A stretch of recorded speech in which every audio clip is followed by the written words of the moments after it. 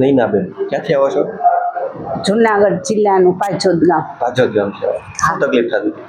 મને કમરનો દુખાવો હતો, પછી આખો ડાબો પગ દુખતો. કમરથી આખો પગ દુખતો? હા, આખો પગ. શું કરવાથી થઈ ગયું? એ તો ઘણા વર્ષોથી હતું સાહેબ. ઘણા વર્ષ? હા, એટલે એ ખબર નથી. એ બતાવ્યું તો ડોક્ટરને?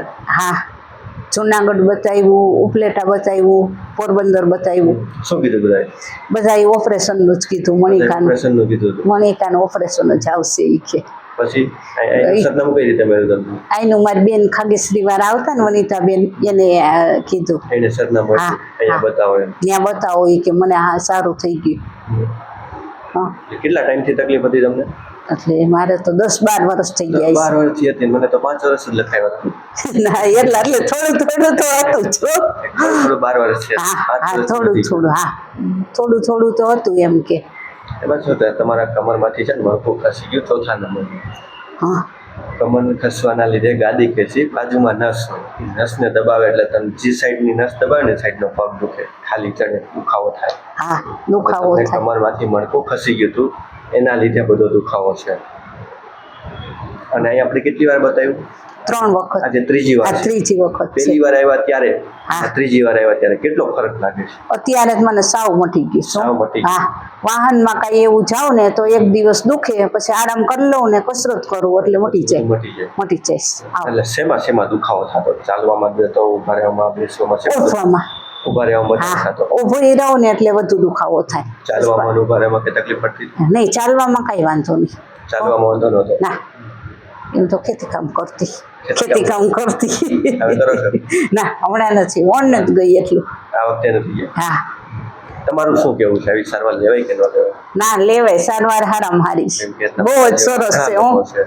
મને તો બહુ દુખાવો હતો. આ 3 વખતમાં હાવ સારું થઈ ગયું. હા, એ હવે નહીં એવું કાંઈક એવું હોય તો જ દુખે. પણ આટલા વર્ષોથી આ હતું એટલે બહુ જ સારું કહેવાય. આપણે મેઇન વસ્તુ એ છે કે દવા ઓપરેશન વગર આપણે મટાવી. હા, કે કોઈ જાતની તમને દવા? ના, દવા આપી જ નથી તમે મને. દવા ઓપરેશન વગર આપણે મટાવી. મેઇન વસ્તુ આ છે. તમારું શું કહેવું છે? એટલે જે દવા વગર મટે છે અને સારું થાય છે એના, અને દવા લેવાથી બીજા રોગો ઘણી આડઅસર થાય છે. એટલે પછી ઓપરેશન ના કરાવ્યું ને આ તમારું અમારા બેન છે તેને વાત કરીને એટલે જ અમે આવ્યા હતા કે ભાઈ એકવાર બતાવી આવીએ, જો ફાયદો થઈ જાય તો આપણો નસીબ એમ. એટલે આમાં જો જેને ફાયદો થઈ જાય એને સારો ફાયદો થઈ જાય. નકર આવી ટ્રીટમેન્ટ મેં ખૂબ કરાવી છે. હાર્ડવીજ એવા હોય એની પાસે, જો અમે કોડીનારે ગયા હતા, ત્યાં દેશી દવા દેતા, એ 3 મહિના દવા ખાધી, પણ તો એનાથી થોડી ઘણી રાહત થાય પછી પાછું હતું.